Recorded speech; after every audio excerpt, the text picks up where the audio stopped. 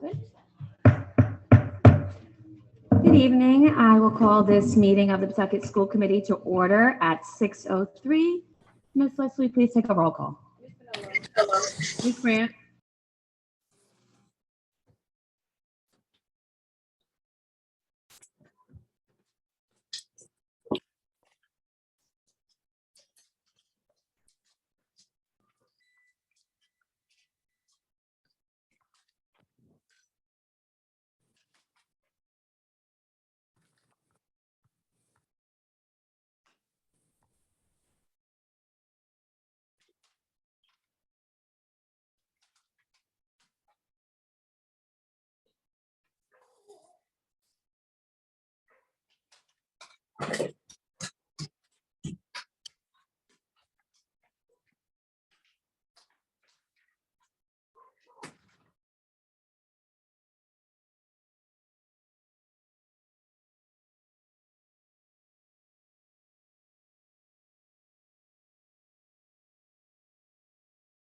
Megan Bonin.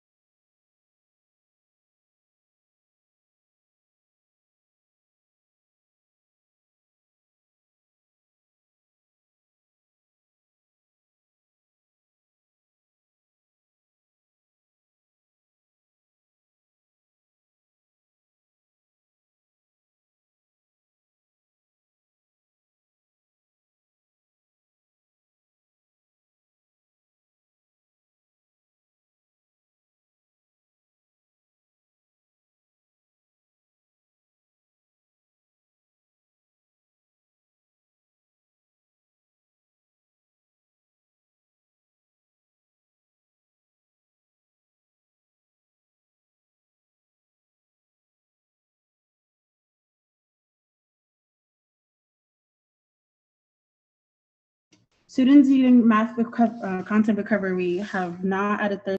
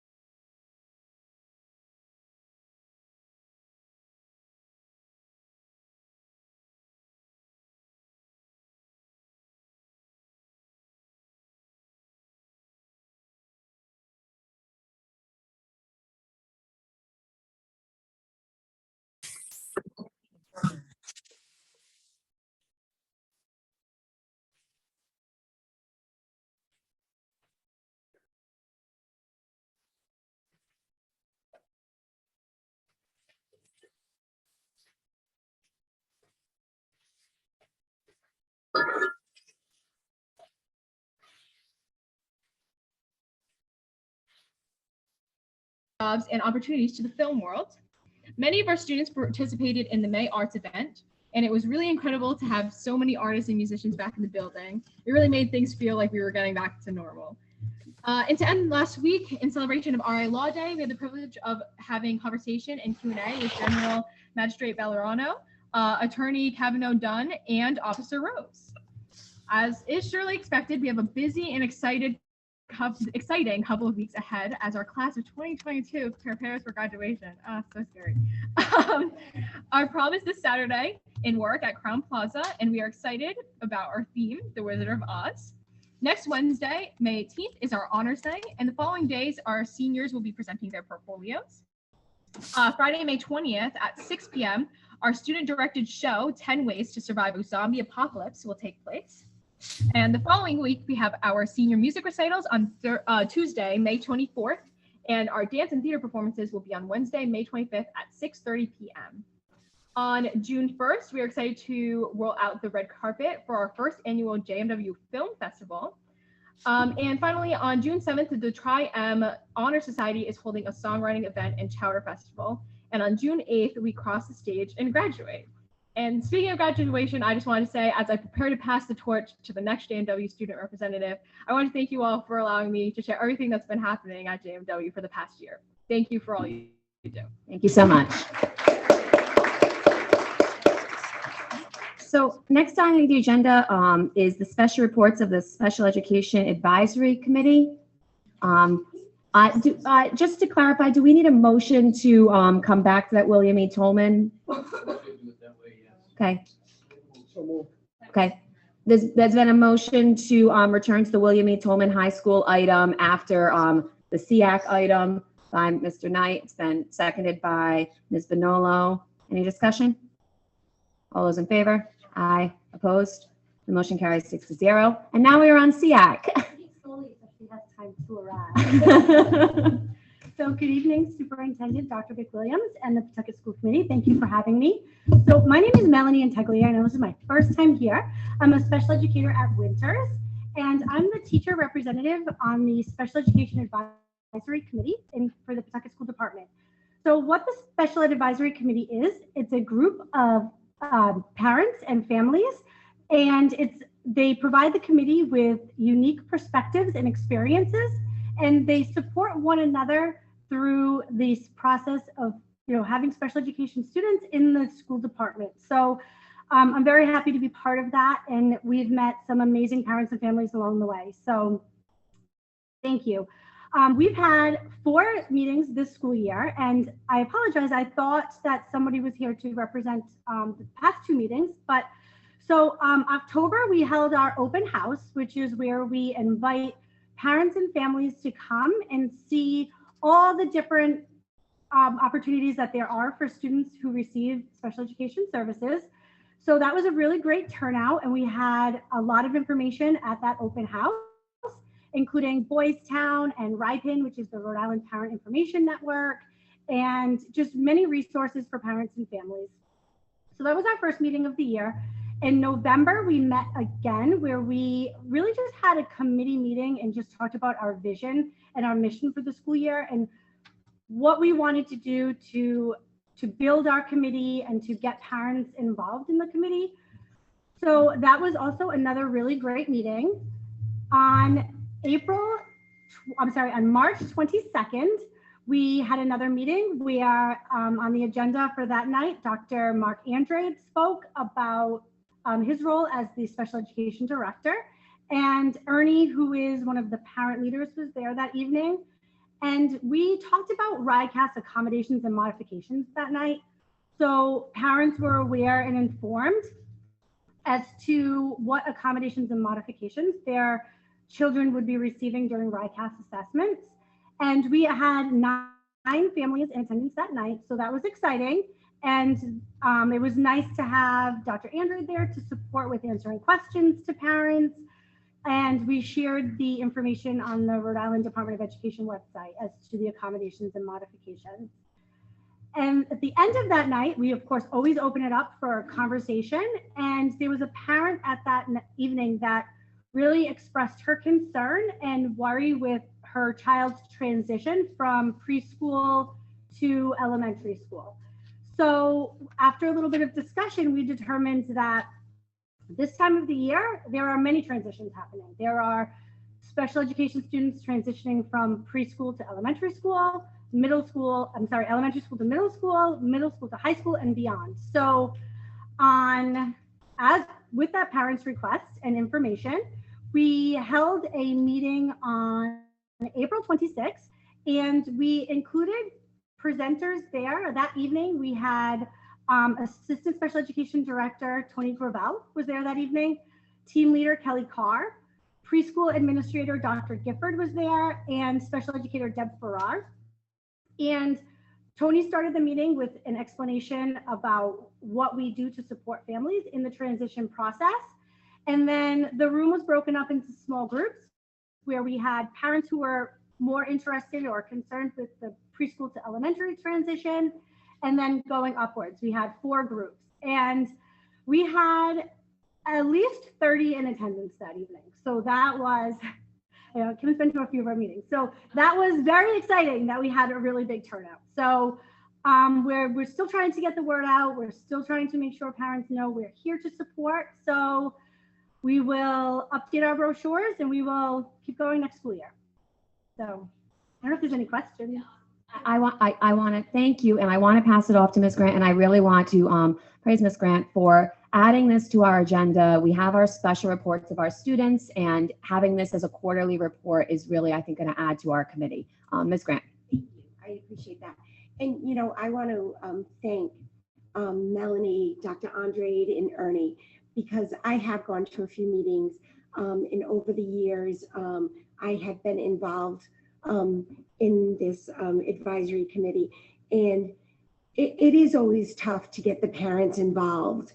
And you try everything, and to hear you say 30 parents, I just want to commend you guys, because I think the families do really need the support of other families, and I think they need the support of the leaders in our district more on kind of like a one-on-one or small group where they can kind of get those answers. So I just want to thank you guys for, continuing to try to build this and, not giving up. And like I said, that kudos to you guys, 30 people. That's amazing. Thank you. We look forward to the reports next year, and we'll keep going. So we had a really good, the parents were really happy with the transition meeting, and they liked having that at that time of the year. And I think it eased a lot of their minds. So, and everyone was there to answer questions, ask questions. Parents were talking. So it felt good. That was a great night. So Well, thank you. I appreciate it. I really do. Ms. Vanillo. Thank you so much for the work that you're doing with our parents. And like Kim said, I mean, I've been here when they've had 7 parents, and I know that we have a greater population than that are in need of your services. One of the things I had asked Dr. Andre to look into in the future is when you have speakers or such as Ryken or Bradley or someone to come in, is to get in touch with our filmmaker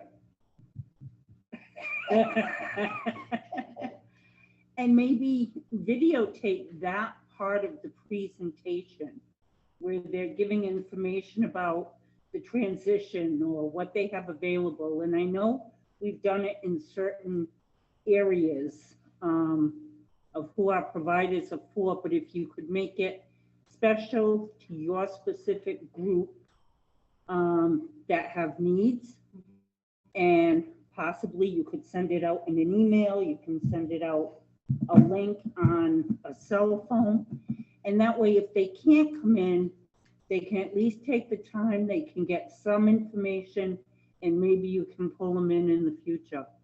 But one of the things I had wanted to sit in on that meeting and I couldn't go, and I asked Dr. Andrade if it was going to be taped, and it wasn't. So that was one of the thoughts I had, and maybe that'll help boost your, Thank you. You Many know- of the parents that evening did request that we do something like that again next school year, so, so we hope to. So, thank you. thank you. Forward to seeing you Thank here. you. Oh, okay, Thank was you, there another Erin. question over here? Sorry, I saw a hand. No, that's all. Okay, thank right, you. thank Thank you so much. you. Okay, we'll return I have one question for the superintendent.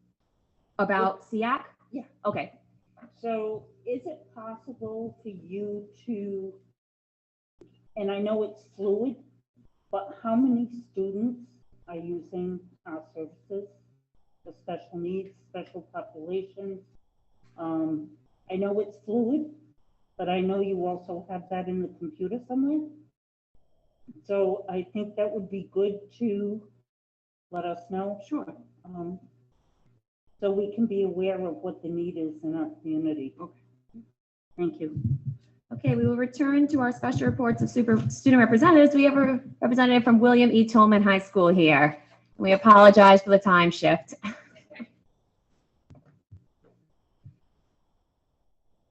Good evening, everyone. I am Giovanni Perez, a senior at Tolman. Thank you all for waiting. I did not know about the time change until about 5 minutes ago. All right.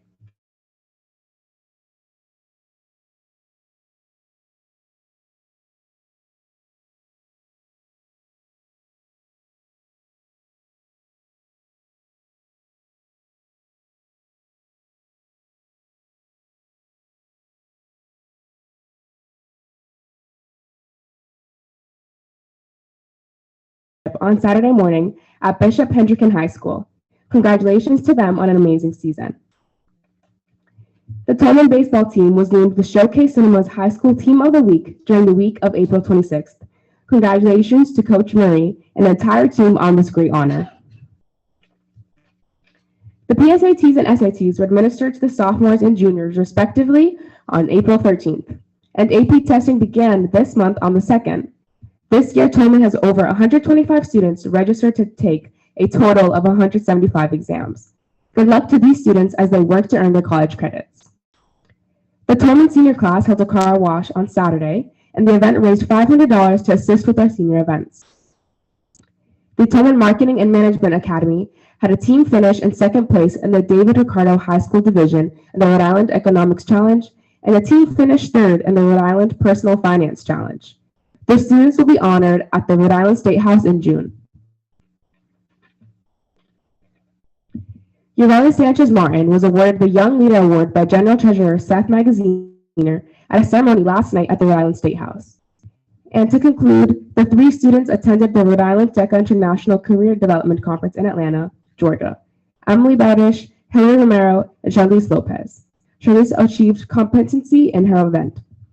So that concludes our recap. This is my last school committee meeting. So I just wanted to thank you all to give me the opportunity of practicing my public speaking skills and coming and learning. I've learned a lot. So I appreciate you. Thank you so much. Thank you so much, Giovanni. And good luck. We'll see you at graduation. Okay, well, we are now back on track for public participation. Mrs. I have one person signed up. Is that the only person signed up? Okay. Mr. David Faragnoli? I'm sorry if I said that. Did I say that correctly? Okay, wonderful. Thank you.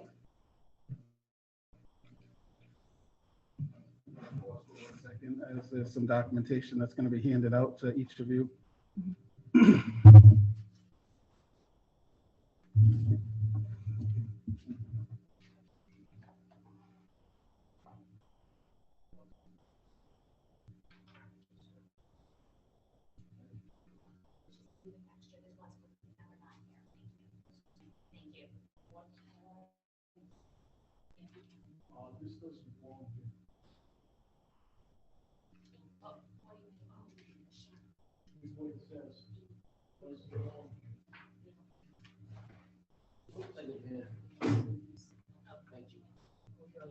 Yep. Okay, yeah, our legal has it up, so, if you can. Okay.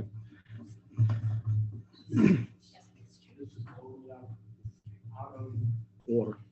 For public participation? Absolutely. Okay, I'll allow our legal counsel to briefly look at it. Okay. Oh, yeah, sorry. Okay.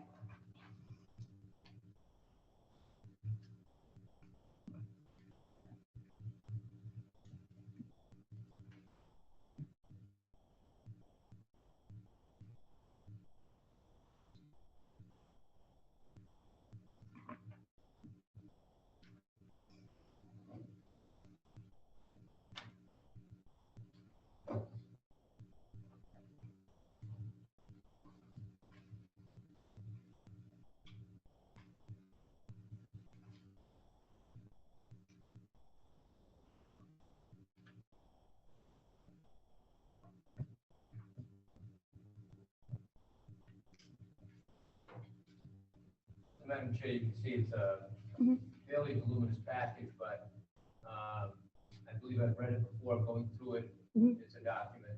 It appears to have so many changes in the text that it appears to be a document that I've read on a prior occasion regarding possible legal claim against the district. I would suggest that the speaker shouldn't be allowed to inform the committee summary of the information contained on the cover page, that is the intent to make a claim on these bases, but that the committee not engage in any presentation discussion of the specifics of that. Okay. I'm under the impression that you're precluded from responding to anything that I say in this particular forum anyway. Yeah, so are you good with, you just want to present the kind of the cover page of this and explain it? Sure. We have it here to read it, but if you want to speak at this point. That's not necessarily what my address is necessarily. It's covering moving forward. What actually brought me to the point of filing this letter of intent with the school committee and the school district. If you wish to preclude me from being able to speak to you, that's your choice as the committee to do so. It's your choice. I can move forward, or I can just state that you've been served with a letter of intent, and you can read what's enclosed in it behind closed doors or within yourself. You let me know how you'd like to proceed as far as that's concerned. Everything that I would say within this address right here is located within that letter of intent, covering the last 3+ years of damage that has been done to my family due to the administrative practices of the PSD / your responsibility to oversee the school department. So you let me know how you'd like me to proceed. Okay, thank you. Well, like you said, this is a lot to read, so I It's think not that. something that I would expect you to read here. Okay, while I'm yeah. standing here. Okay. My address would take all of about 2 minutes of your time. If you're not willing to hear that, as I believe it's Mr. Knight over there that keeps. Yeah. Yep. So if you would like to give a 2-minute address, that is fine. Okay. You can proceed. Okay. Pretty much thank you for giving me this time to address you. Obviously, what I've served to you is a letter of intent to file a claim against your Interlock Risk Trust Liability Insurance. For approximately 3 years, I've been handling and communicating with the Pawtucket School Department and/or their school administrations over complaints involving multiple violations of both of my children while attending school through the PSD. I hope you've been made aware of these situations. The problem that I've had with this, I've had, and the committee, you yourself should have with this, the biggest obstacle that I've had is the actual Pawtucket School Department themselves and the way they've handled thus complaints. I've stood in front of you in February of 2020, telling you about how my son was being constantly bullied. His 504 plan was violated. You guys have, the Pawtucket School Department had ignored multiple correspondence and legal complaints that were sent directly to the Pawtucket School Department. I now pretty much thus making it so that I couldn't receive due process. I now hold two decisions over the Pawtucket School Department in the city of Pawtucket over violating thus accommodation plan, bullying of my child while attending the PSD. Now moving forward to September of 2021, my daughter had reported to multiple teachers and the administration of this very Jenks Middle School of being sexually assaulted while in school here. No, never once did I receive a phone call from Jenks telling me about this allegations being made. I had to wait for my daughter to come home to find out that she was sexually assaulted while she was here at school. The handling of that situation also was atrocious. It was covered over. Facts involved were not put into the record. The handling was a mess. Thus, when the Pawtucket police come to investigate thus allegations, there's no information really for them to go through. Pretty much leaving it as he said, she said type of situation. Due to these situations, these are just two of the items that are within that letter of intent that you have in front of you right at the moment. Due to that, the trust in the Pawtucket School Department for safety through education of my children, my daughter, who actually is still a member of the PSD, has been shattered. It does not exist any longer. Again, these are only two of the multiple complaints that you'll see if you read that letter of intent in full. At my direction, my daughter is now to contact me directly for any issues that take place while she is in school. I have directed her to disregard any of your PSD policies or rules involving using cell phone communication or video usage to make sure everything is documented in fact, because facts have been molded and manipulated in multiple issues that have taken place with my children under your umbrella of schools and my trust of safety through education of my children. That's a privilege that you all should take very seriously. And it doesn't seem to be the case when serious situations take place within this school district. I have multiple pieces of evidence proving that the PSD administration has lied about multiple facts and covered them over, and allowing the teaching of questionable, inappropriate subjects and topics which undermine parental consent, as well as holding accountability and responsibility when violations do take place. The amount of damage you have done to my family due to the PSD administration's practices resulting in wrongful and harmful acts done to my family, which violated municipal, state, and federal policies, laws, titles, statutes, acts, articles, amendments, and each and every one of your oath of office, have led me to file this letter of intent with you all tonight.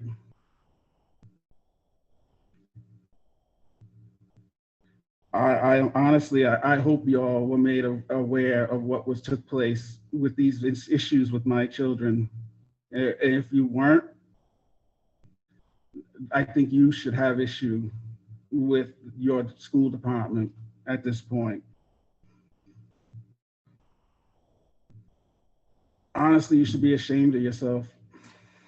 I have to be honest with you.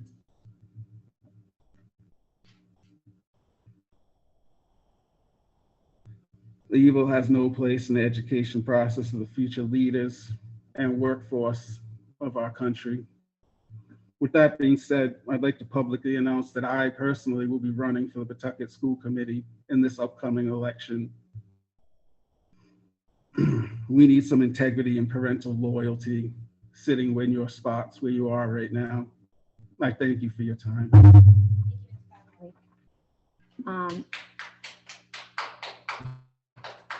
The next item on our agenda is we are precluded.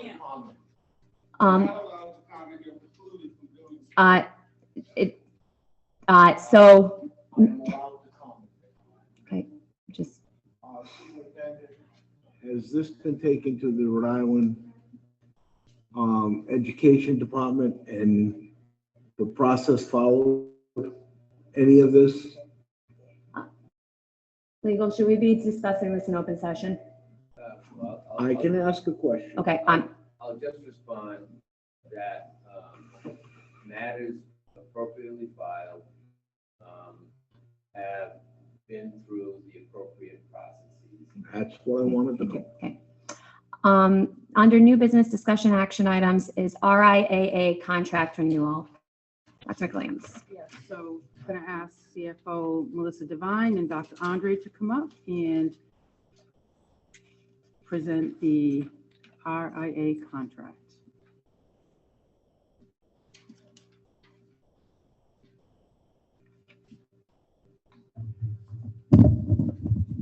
Good evening. So before you is the agreement amendment to the existing contract that the Pawtucket School Department currently has with Rhode Island Alternative Learning. Dr. Andre, myself, and the superintendent met on a number of occasions to negotiate with the team for a renewal.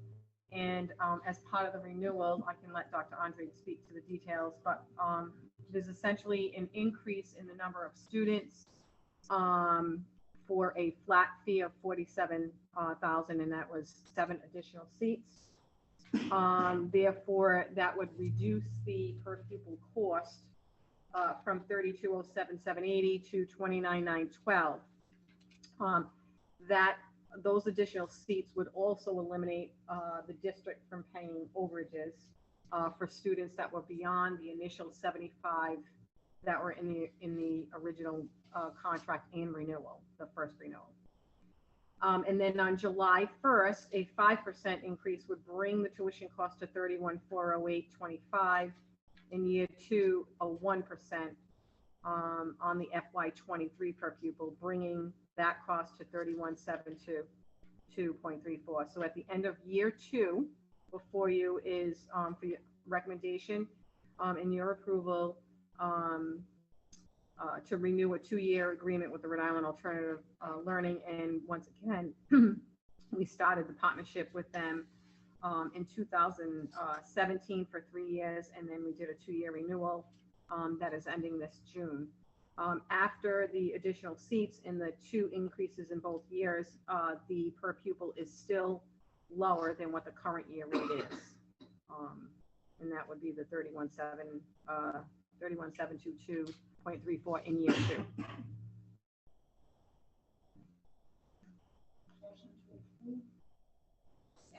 Then a motion to approve the RIA contract renewal by Ms. Vinolo. It's been seconded by Ms. Grant. Questions, Ms. Vinolo? Dr. Andre, can you inform the committee the type of education that's being provided to our students there? I can. So RIA provides the Pawtucket School Department an opportunity to provide our students a free appropriate publication for those students who just are not successful in the traditional school setting. So RIA is be able to provide a therapeutic setting off-site where there's multiple service providers that are available to support those kiddos' needs. How many students do we have that do attend the school, and how is it broken up, meaning elementary, middle, and high? So right now we have 82 students, 27 are elementary, and then the difference are post-secondary, 7 through 12. Okay. Of that percentage, we have about 68% have IEPs, 30% are regular, and 2% 504s. Okay, thank you. Mr. Knight. I Have we asked for a bid from somebody else on this? It's been 5-6 years. We have not. Unfortunately, there are not many players in town that offer the same services as Rhode Island Alternative Academy.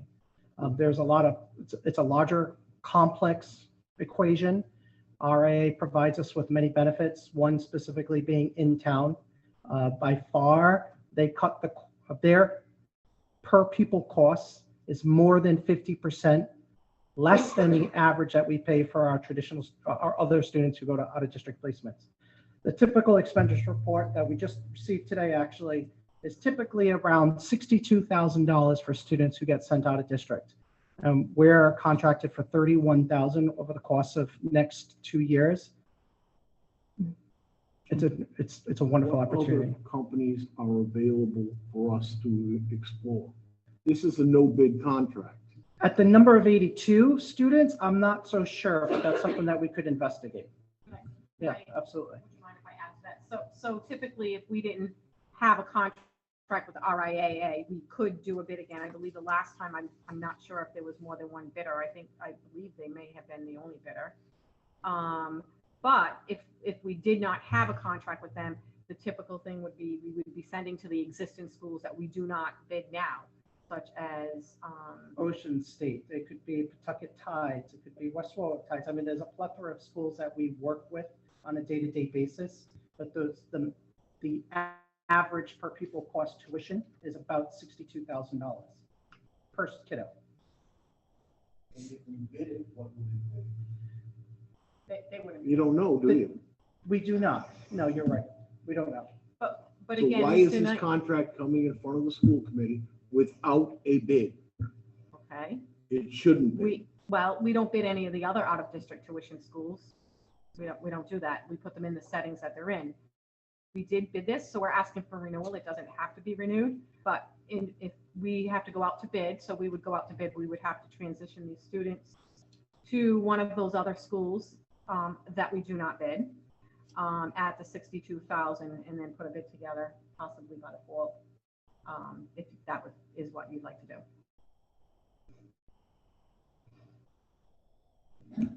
Ms. Bonello. So I understand the process. I also understand the cost.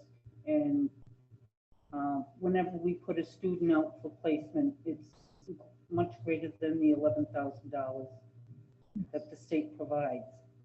So I think what would be beneficial for myself and a lot of other people to know is what it would actually cost us in your spare time to educate our students who have been outplaced. In other words, i.e., this type of teacher at this type of salary can educate so many people. How many support staff have to be involved in their education? And just because we do have a lot of students in outplacement, it is a lot of money, but it is also, I believe, less expensive than what it would cost for us to do it in-house if we were to have the room. So would it be possible for you to put that together within the next month? Absolutely, it would be my pleasure. It's an ongoing conversation that we have on a day-to-day basis. Yes, it's a very complex situation with many variables. I'd be more than happy to share with the school committee. Thank you. Okay. There's a motion, it's Mr. Knight. Why hasn't that been shared before now? I believe it has in different conversations, not necessarily under this particular umbrella. I think we've had questions about providing alternate learning programs built into our own district, absolutely.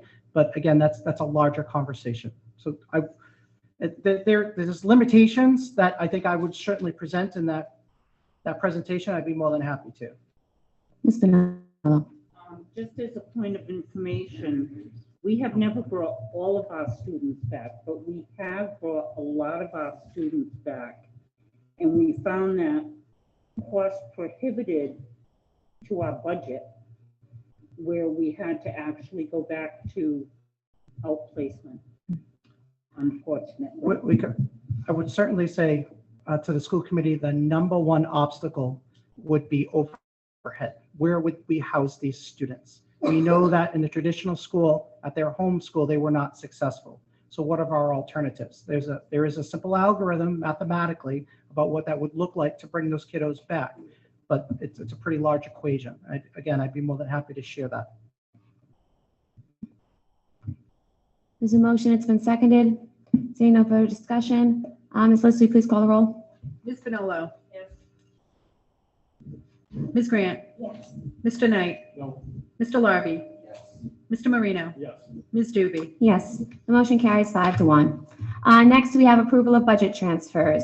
Ms. Devine. So we have one budget transfer recommending to the school committee. It is to transfer an increase to the current budget of music for electronic textbooks. The reason for the increase is we do have in the FY22 budget FY23 budget that's up for consideration.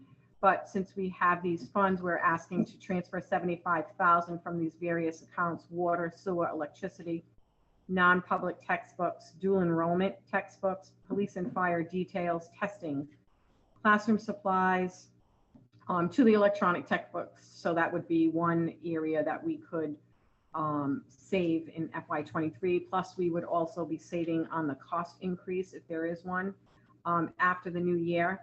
And again, we have an existing line in the current year budget. They've just expanded it to grade 8. I think it was K5. They've expanded the program through grade 8 if this transfer is approved.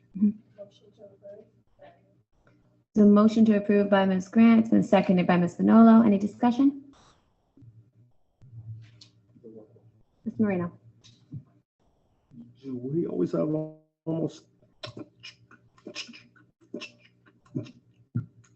20,000 in classroom supplies at the end of the year? Yeah, we have more than that. Yes, yes. And again, the budgets are handled by the individual buildings, and this is an area where there's money left. So we remind, everyone to get their purchases in. And again, I don't know, but this money, the 20,000 is still left in there in supplies. Ms. Grant. I have to say, I think this money going towards music is fabulous. I think music does a lot for all the students, all children. How does it come here? How does it get here in front of us? Where is it created that it's brought to you to come to us to transfer this money?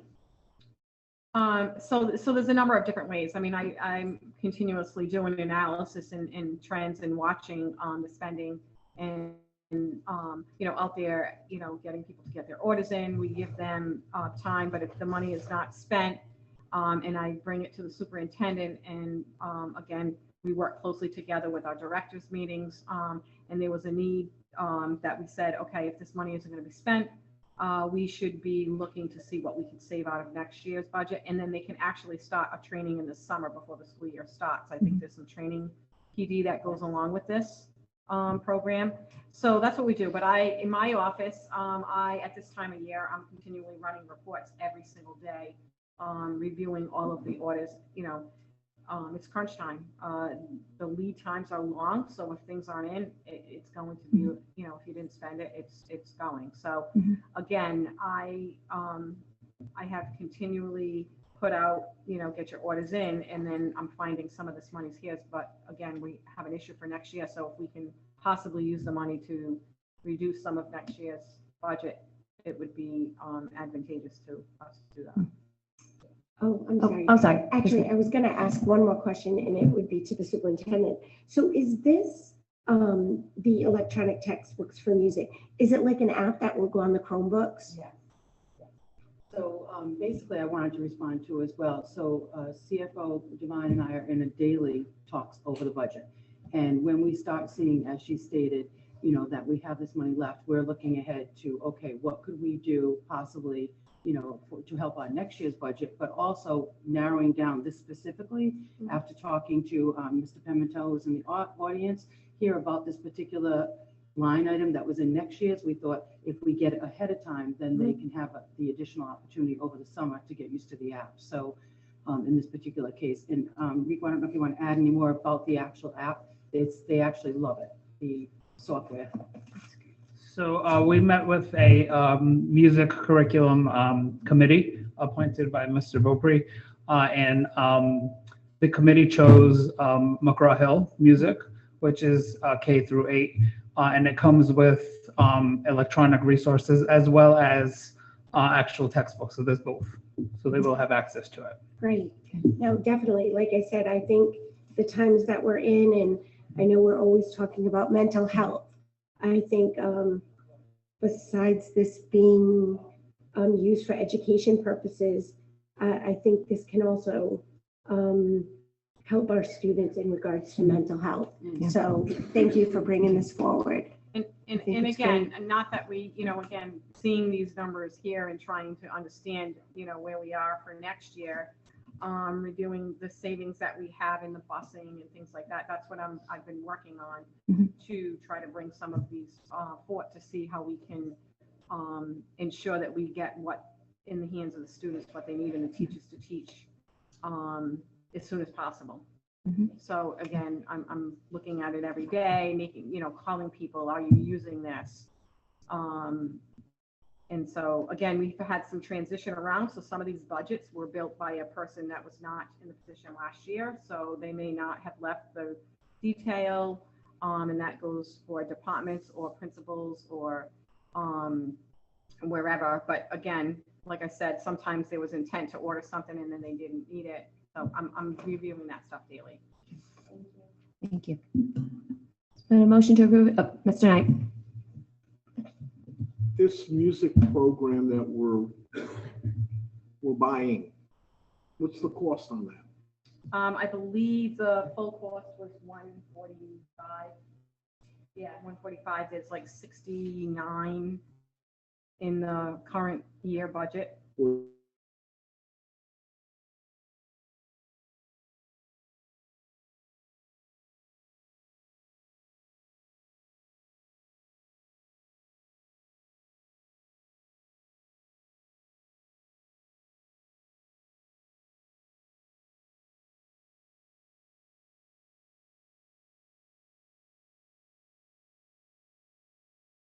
Because they're getting the new music program, expanding it, and then actually possibly, if this is approved, removing something from next year's budget and purchasing all at once. But we did have, I think it was 68 or 69,000, 69,000 budgeted in the current year that we're in now for music. But this is a brand new program that we're purchasing through McGraw-Hill. Where did the bid come from? Was it bid? No, it was not bid. It was on a curriculum. It was curriculum. And what they did is they reviewed multiple because they're sole source at each vendor. They what? They're sole source for each vendor's Before that, program. you said something about multiple.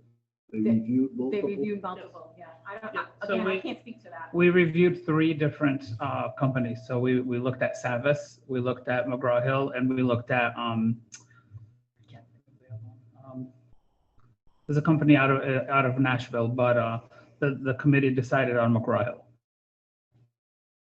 This is a contract to purchase something. Why wasn't the school committee brought in on this? So it's my understanding with all curriculum, and I'll let legal weigh in on this, that that is something that has always been determined by the curriculum committees. That's how. That's wonderful. This is a contract to purchase something. Why wasn't the school committee brought into it? It didn't get purchased yet. It's not. Well, we're supposed to know about it Right. and how That's it why was we're bid here. and how we have this number. You know, we've been doing this with the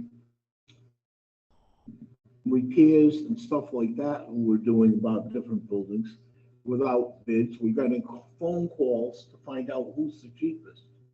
But we didn't offer it to anybody in public, so nobody knows it's there. We should be open and transparent on what we're doing.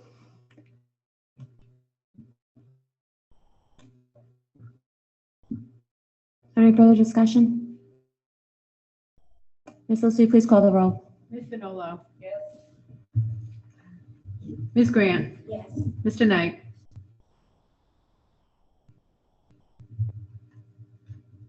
Yes. Mr. Larby. Yes. Mr. Marino. Ms. Doobie. Yes, motion carries 6-0. The third item is approval of 2022 to 2023 Pawtucket and Aramark Food Service Agreement pending ride approval. Before you this evening is the renewal of the final optional year with Aramark Food Services. As per PSD bid, we are requesting the school committee's approval for the 1 year. This is the fifth and last year to use the renewal. The renewal document as required by law will need to be approved by, which on a side note, I got the approval letter today. They have reviewed it and approved it. I thought it was going to take a little bit longer. That's why the motion or the, I'm sorry, not the motion, the resolution states with pending ride approval, but I did get the letter today. The labor, the budget is estimating a profit of $118,032. That's guaranteed, which includes the PSD labor and other costs that the district may charge to the program, such as repairs to any equipment. The program will return to the National School Lunch Program in the fall. June 30th, the summer free program will end. And that's it. Second. It's been a motion to approve the Aramark renewal by Ms. Vinolo. It's been seconded by Ms. Grant. Any discussion? Ms. Vinolo. Question. How much, aside from free and reduced, how much will the regular lunch cost? So the rates are $2 and $2.25 at the secondary for regular paid, and then 40 cents for reduced. Thank you.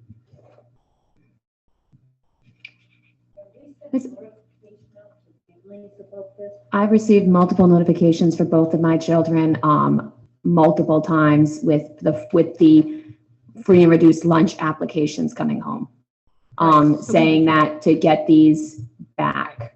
Yeah, so we've been trying to collect the applications this year. Although all students are free this year, when you come back in September, you are automatically paid without a current application on file. So we've been, I have been working with the principals along with the assistant superintendents to push out to the principals to, hey, and I just sent another reminder last week when I came back from vacation to remind them, you know, they're doing as much as they can to collect it. And basically the message that should be going home, either robocall or some other tool that they have, is that getting the application in, and if you qualify in September, they will have the first 30 days to, if they come up free, it'll be free. If it's reduced, it'll be reduced. But again, then they have the first 30 days to change that with next year's application. And then they have to reapply. They would have to reapply in September, but it doesn't have to be on day one. When you come back day one, if there's no application on file, you're paid automatically. Even if you qualify, you have to have an application. So we've been sending them home, and I've asked the principals to send out multiple reminders. So I'm glad to hear that you mentioned you had gotten multiple reminders. Seeing no further discussion, Ms. Lucy, call the roll. Ms. Vinolo. Ms. Grant. Mr. Knight. Yes. Mr. Larby. Mr. Marino. Ms. Doobie. Yes, the motion carries 6-0. The next item is transfer of funds from the position of golf coach to the position for a soccer coach. Okay, if I may, for the transfer, this is two, one at Shea and one at Tolman, for the FY23 year, next year, at the request of the athletic director, Dino Campopiano. He'd like to eliminate the head coach stipend monies for golf, which is a spring sport, at both Shea and Tolman. So that would be two coaches to transfer those funds and create, and again, that's to eliminate that due to lack of participation. There hasn't been a golf team at either of those schools in the last few years. And then that stipend value is $2,778 plus the employer taxes. In place of that, Dina would like to add an additional assistant coach to the boys Shea soccer and the boys Tolman soccer, as there has been an increase in participation. And it would be helpful to have another assistant coach assigned, concentrating on the JV team. This way, the other assistant coach that's there can help work with the varsity and the JV. And that stipend for an assistant coach at each school is $2,609. So there would be a slight savings if the money is transferred in that way, if you approve this. It's been a motion to approve the transfer of funds by Mr. Larrabee. It's been seconded by Ms. Bonolo. Any discussion? Oh, Ms. Grant. So, is there anyone, I don't know if there's anyone here who can answer this. I'm assuming I don't see Dino here, but do we promote this? Do we promote golf? And the reason I ask is because I'm seeing on social media, I'm seeing in the paper how schools are actually bringing golf back. I believe St. Ray's just had a big thing coming out, how they have some new students coming in who really want to. We have the Pawtucket Country Club here in Pawtucket that I know had several years had gone through some tough times, but it seems to be thriving. And I'm just wondering, you know, to say lack of participation, are we bringing it out there? Are we letting the kids know that this is something that is available to them? So this is early to do this. We're being proactive. So I certainly can hold off and bring you up any questions back, and then we can put it back on, because again, this is for the FY23 year. We had talked about it and there was an interest. I said, well, we should get it out there as early as we can.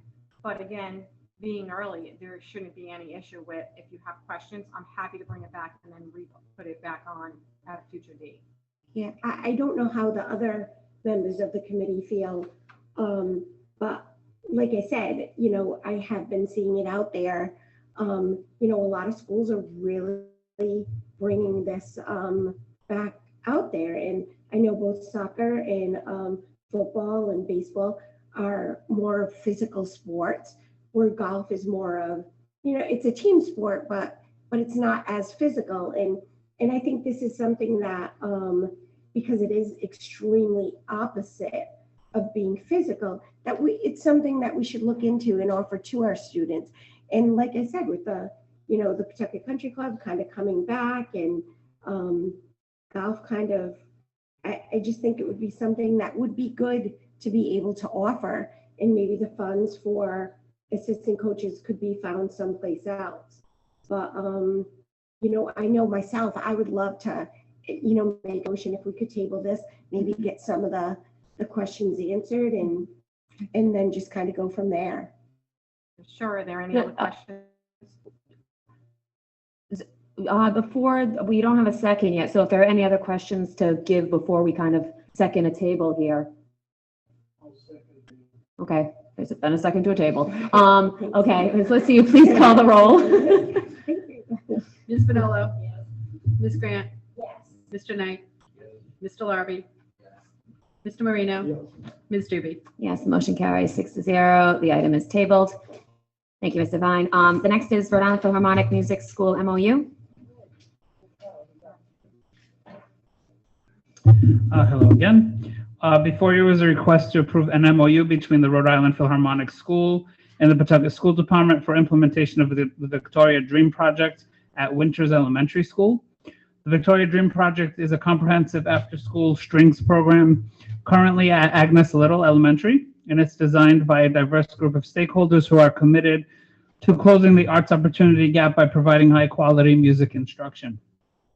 Students are provided 3 days of group lessons each week with beginner classes for 3rd grade, and there are intermediate ensembles for grades 4 and 5. The program would start at Winters in grades 3 and gradually increase each grade each year. Their free violins and violas are supplied at no cost to students, families, or the school. The program is supported by donations from community partners. Students in the program receive over 340 combined hours of music education and academic support each year.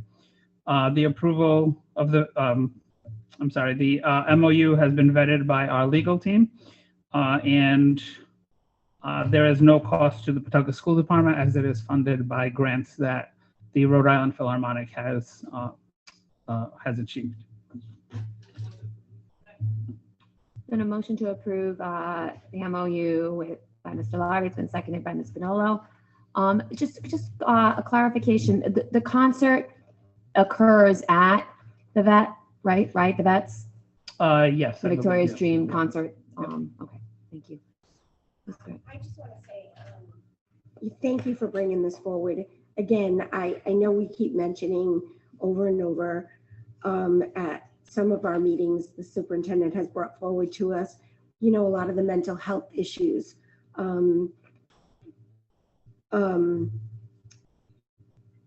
I do firmly believe that music does do a lot of good for our students. And I think a lot of our students, some of them, depending on what their family situations are, to rent these instruments or purchase these instruments are very expensive. My own child actually takes music therapy through the Rhode Island Philharmonic, and it has done amazing things for her and just her love for it. So hopefully by bringing this in and we can kind of continue to maybe our younger students can kind of grow with it and their love for it can be the same. So thank you. I just want to make it known too, it's an expansion, so it's going to be at both schools. It's going to continue at Agnes Little and will be expanded to Winters. They didn't say, but at least for 3, because they're starting in grade 3, then adding 4 and 5. Yeah, to 2026. Yeah, that's correct. Rico, at Agnes, how many students do you have involved in it? And how many do you guys expect at the Winters program? I don't have that number. I can get that for you though. That's okay. Yeah, I was I'll just get it for you. curious. Though, yeah. It's just, Yeah. it is. Because there are a lot of kids in there. Good. I'm glad to. Yes. No, I remember going to a concert at Agnes Little. I believe it was on the holidays, but like 5 years ago when the program was just starting. And as a fiddle player myself, I was amazed at how quickly they were able to onboard the students. And even there were some students who had just joined the program that year, that week, and they actually were practicing without even the fiddle at that point, but they were just practicing positioning on the 4 strings, which most people will tell you is one of the most complicated things for kids to learn, that they have to move their elbow. So it's really amazing how they can educate students so quickly to pick up a very challenging instrument. But thank you. Ms. Lucy, please call the roll. Ms. Manolo? Yes. Ms. Grant? Yes. Mr. Knight? Yes. Mr. Larby? Yes. Mr. Marino? Ms. Doobie? Yes. Motion carries 6-0. The next is approval of CTE furniture bid. All right, I'm still here. All right. So before you is a request to approve a bid. The district went out for bid on April 21st for CTE furniture. The district received 2 proposals, one from WB Mason and another from Envision Office Furniture. WB Mason unfortunately cannot deliver the items they bid on by June 30th, which is the deadline we need to receive items by according to our grant. And Envision Office Furniture submitted a bid for 2 of the 3 different items requested. They bid on 240 Marenco Enroll tablet chairs at a cost of $402.80 per tablet chair for a total of $96,672, and 60 Marenco Hierarchy stackable chairs at $82.30 per chair for a total of $49.38. Installation and freight charges $22,770 for a total of $124,380.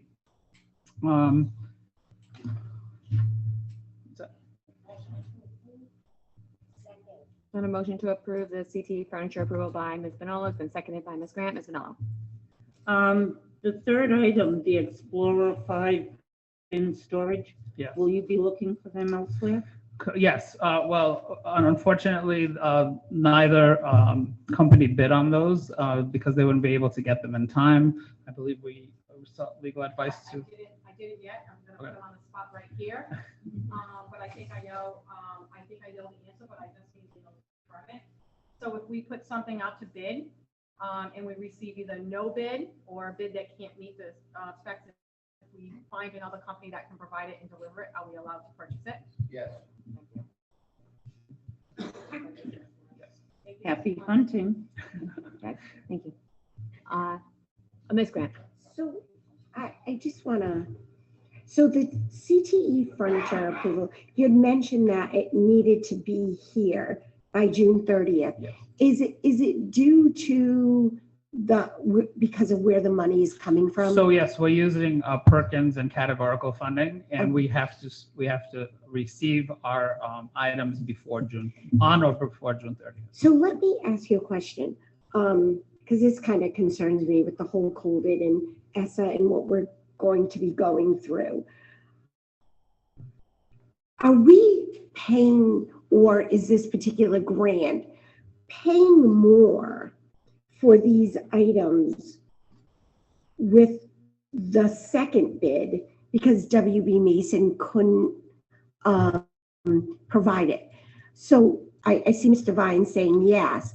If that's the case, are we able to, bring it to the attention of the grant places to ask if they're willing to extend? Because it just, I don't know. I know because of COVID, there's a lot of time limits. There's all this money coming in, but it just seems so ridiculous because something can't come in until like 15 to 30 days afterwards, that you're paying hundreds of thousands of dollars more. And I didn't know if we do have that right, or if we had that opportunity to go back to these people who are offering this money saying, hey, listen, we're willing to wait the 15, 20 days to help you guys save all that money and us save the money to help other kids at a later date. I'm just kind of curious in regards how that would work. So two things. One is for audit purposes that we have to have product in by June 30th, or it can't be classified this year. Okay. For Perkins is a federal grant, and that's a federal regulation that when the grant ends, you have to have the product in before the grant ends. Now, Perkins is a repetitive grant that we get year after year. You would have to, if you didn't make the purchase out of this year's money, we also risk losing money if we don't spend the appropriate percentage, correct? Okay. So if we don't spend the money, we could lose it and it goes to somebody else. Okay. And two, we would have to reply. So let's take the last item. Let's just say nobody can provide that item. We'll have to let that money go back and then reapply for it next year and then rebid or, we try to find a different item like before. And then one second thing before you answer, I don't mean to cut you off here, but that, even though we're paying a little bit more, there was an added piece on there that was not included. Right. Yeah. So there was a tablet on this, the one by Envision that is higher, so it was $356. The 40280 has the tablet included, where the other tablet share, there was no tablet included. Okay. So they provided the bid specs read that you could provide a specific model, which was neither of these, right? They both provided alternates.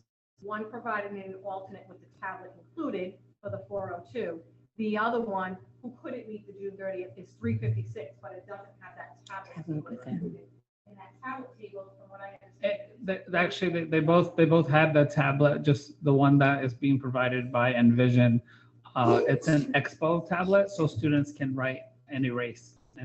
Okay. Yeah. so it's a little bit different. So that's probably why. And to answer your question back to, can we request? We can't request an extension. However, for the past 2 years now, RIDE has rolled over Perkins funds. So what we didn't use, they rolled over because of COVID, but that's not guaranteed. So. Okay.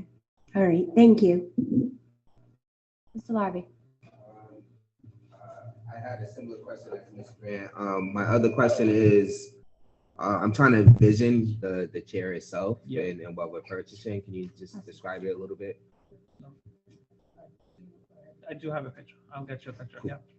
And it's I'll just stand here.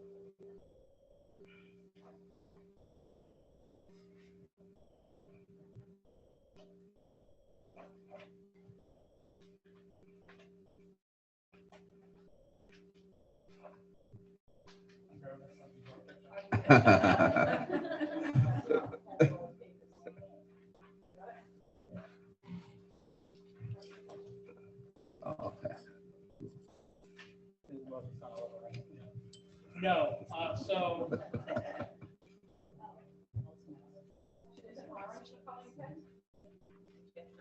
Can I see that? No, yes. So,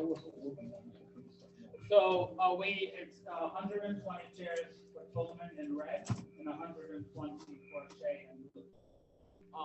The other chairs the 60 chairs that are in orange are for JMW. So, the motion to approve has been seconded. Ms. Felicity, call the roll. Yes. Ms. Grant? Yes. Mr. Knight? Yes. Mr. Larby? Yes. Mr. Marino? Ms. Doobie? Yes. Motion carries 6-0. The next item is recommendation to award the roof replacement project at Goff Middle School. Then a motion to table by Ms. Vanola has been seconded by Mr. Marino. Ms. Felicity, please call the roll. Ms. Vanola? Yes. Ms. Grant? Yes. Mr. Knight? Yes. Mr. Larby? Yes. Mr. Marino? Yes. Ms. Doobie? Yes. Motion to table is 6-0. Now we are on discussion items. The first is not like all of them together. So let's just do the first one there, the status update on the handicap accessible van with lift. So a couple of meetings ago, we talked about the van in the school committee approved to set aside some funds to purchase a van that would have a wheelchair lift. So I met with John Cody, and unfortunately he's not here, he's on vacation. But he reached out to the MPA. We talked about it and said we would present. He reached out to the MPA, and he also reached out to a few colleagues. And a few of the MPA person who was able to provide information to him was John Breslin, who John Breslin works for Tasker. We have purchased a vehicle from Tasker in the past, a few vehicles, I think. John said that orders are not open for us to place any possibly by the end of the summer. So I just, we don't, it's not really good news that I'm giving, but I wanted to tell you that we didn't forget about that. We're looking, a couple of the responses that we got, we reached out to the state. Actually, John reached out to the state. They actually sent us to John Breslin too. And they also had another place where we could look into leasing. We haven't had, John and I met last week, and we haven't had a chance to look into the leasing area yet. The other person besides John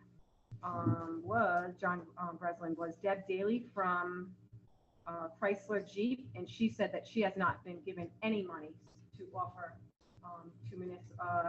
to government sales for any vans at this time. So she doesn't even know when it would be allowed.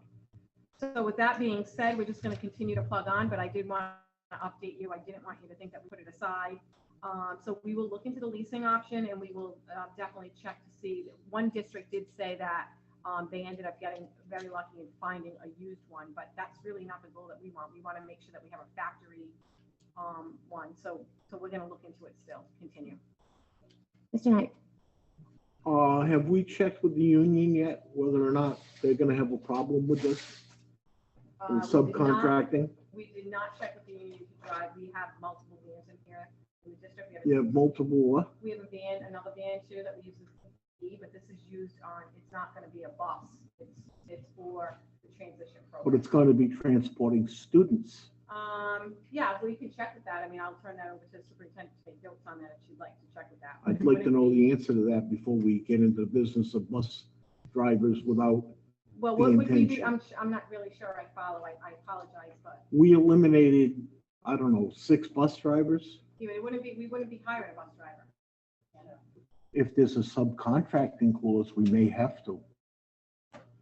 No, it would be a teacher who's working with the student, so unless it's a non-certified union. And what would that say to the non-certified union that says they have bus drivers? Well, it's not a full-time job, but do they have a person that maybe, like I'm saying? I don't know if they got somebody in mind. I'm just saying, they very possibly may have an objection to this. Okay. And we need to check with that Oh, before we absolutely. do We'll anything. Yeah. definitely check.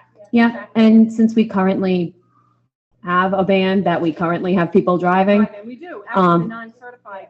yeah. have that van, yeah. So Dr. McWilliams, can you look into that? Thank you. Yes, We have people driving vans that aren't transporting students. No. they That's the they are difference. transporting students. Transport students. Who are they transporting? We have JROTC, we have CTE. Yeah, yeah, that's what we. Women's History Month. Yeah, Who transported them? we have teachers and coaches and teachers. Non-certified. Yeah, chauffeur license. Okay, Please check this with the union. yes, wonderful. Okay. So that was just a status update. Thank you. Oh, you're welcome. Okay, thank you for the status update. welcome. Okay, and now, don't go anywhere. There's monthly vendor reports, budget transfer reports are normal, discussion items that anyone can, weigh in on unless someone wants to pull one to the side.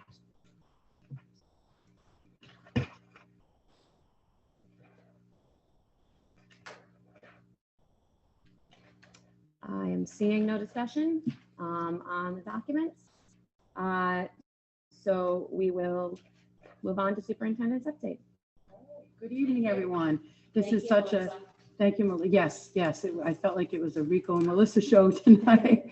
I just want to say what a great time of year it is. It's been awesome this past weekend just to be at a couple of events. The Tolman Unified Basketball Team, they are fantastic, really, really good. We'll be recognizing them at an upcoming school committee meeting. Also, the Win-Win turbine competition that was held at New England Tech, that was awesome as well. And I also want to give a shout out to Tolman's JROTC and Assistant Principal Laura Lutz, who actually ran that race with them. So I thought that was wonderful to see that collaboration there. Just overall, it's going to be a busy month. We have honors nights, we have awards nights, we have graduations, but also a lot of our elementary schools are doing the year-end activities. And, you know, we have a lot of things to be joyful about. And so I'm very excited about moving forward and wrapping up.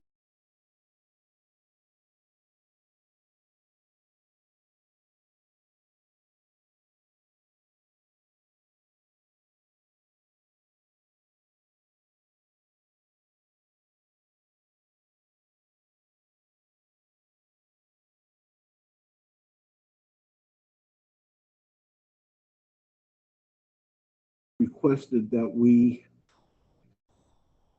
allow the city not to give us any more money this year, and that we would, if they didn't give us any money, that'd be fine. But if we asked for our increase, they wanted $3 million from us to pay the school bond cost. I have a question. I'd like an answer from somebody. If the city can't afford to pay the bond cost now, when their payment is roughly 10% of what we're spending because the bond holders, the taxpayers in this city approved it, how are they gonna pay for anything in the future? I can't get that answer from anybody. You know, they want 3 million. They want us to give them 3 million if they give us 1.3. And their rationale is because maintenance of effort says we have to get the 1.3 from now on. What they're not seeing is all the outside students, the cost of alternative learning, the cost of charter schools, the increased costs that's now coming to us for transportation to, I believe, Davies is now our bus we're being billed for. I could be wrong, but you know, I've been wrong before. At what point are we going to tell the administration that the taxpayers of this city approved spending money to renovate our older school buildings? At what point are we going to tell this in a letter to the administration instead of just telling them, no, we won't be extorted for $1.7 million? Would anybody please answer that?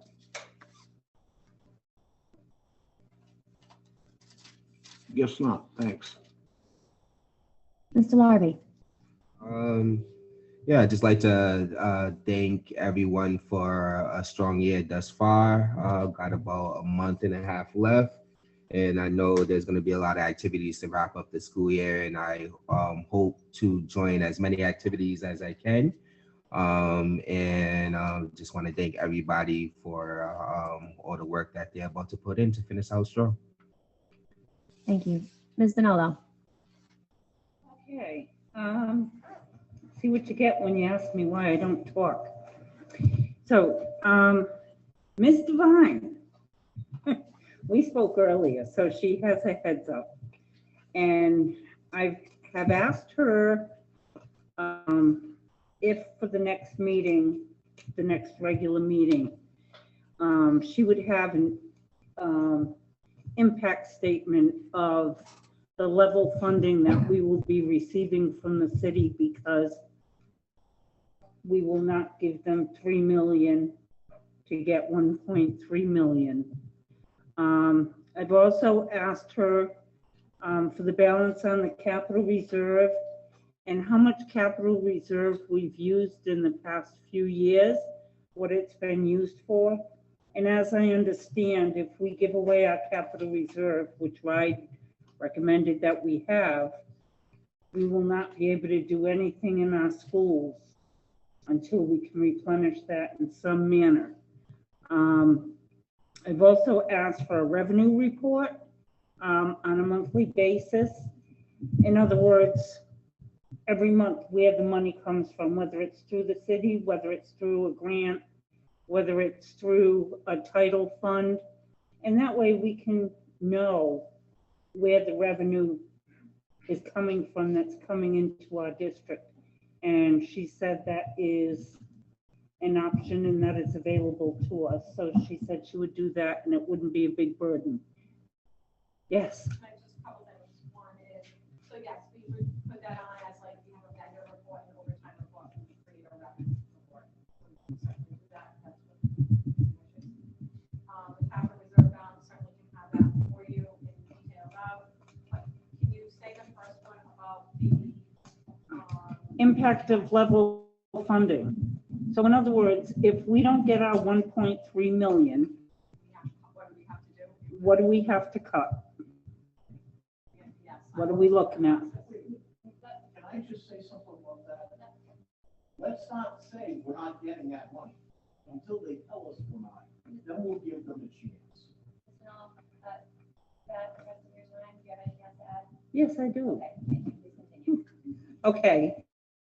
So I have received a notice that a lot of the homeless shelters are now closing.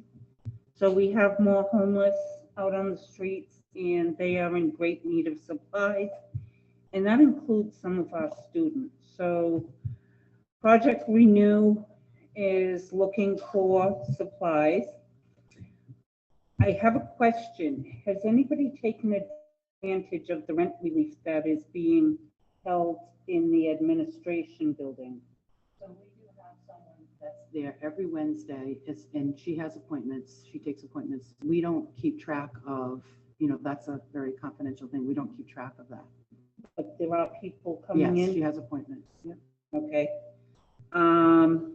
Goff is having a Mardi Gras on May 20th. They're having Catnip Junkies and Scruffy Aristocats, and the tickets are $12, and it begins at 7 p.m. And it looks like it should be fun. At the Shea student who spoke tonight made mention of Catherine Nobray, and I would like to just say kudos to her for standing up for her fellow students. And if anybody hasn't read the article in the Breeze, I have it so you can look at it. But I think that's wonderful that our students can stand up for themselves. At the wellness meeting, AAA has offered to present youth-driven impaired driving to our schools, and the administration has been informed of that. We also talked about Unite Us, which is a tech platform that works with the Yale Ruler for our social emotional students for referrals. And for Teachers Appreciation, I did not do a video, but I do appreciate you wholeheartedly. And it was National Administrators Day, and thank you to all our administrators. May 19th is the Winter's Block Party, and May 18th is Bye Bye Baldwin Bash. And that's all I have. Ms. Grant. First of all, I just want to thank Ms. Bonolo for bringing the girls on fire, getting involved with the firefighters. I unfortunately couldn't make it to any of the ceremonies. I work on weekends, and this starts my busy time of the year. So, but I did see a lot of the pictures and what had transpired, and it looks like this is a program. If we can continue it, I think it would benefit a lot of the girls in our district. So thank you. Kind of to piggyback Mr. Larby, it's we're kind of heading towards the end of the year. Things are getting exciting. The weather's going to get warm. It's so nice driving by the schools. I know a lot of the students go out year round, but it's nice to kind of, see the kids running around without their coats or with a lighter coat, just kind of not having to avoid those snow mounds.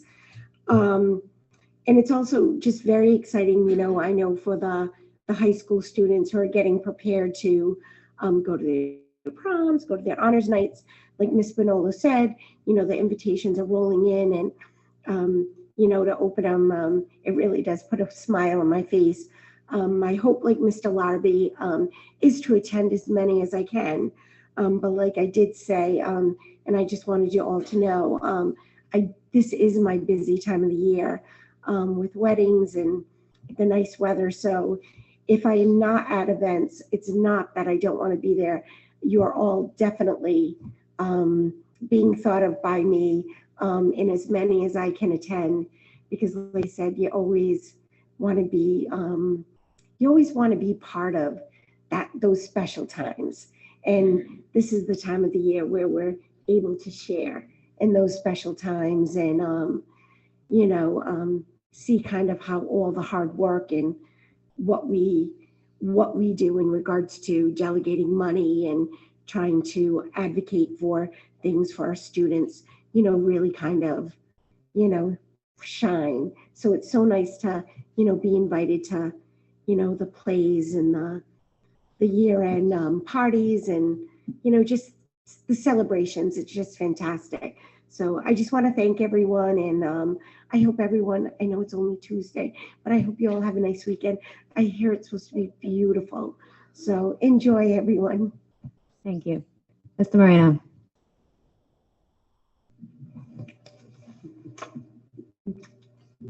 Thank you, everybody.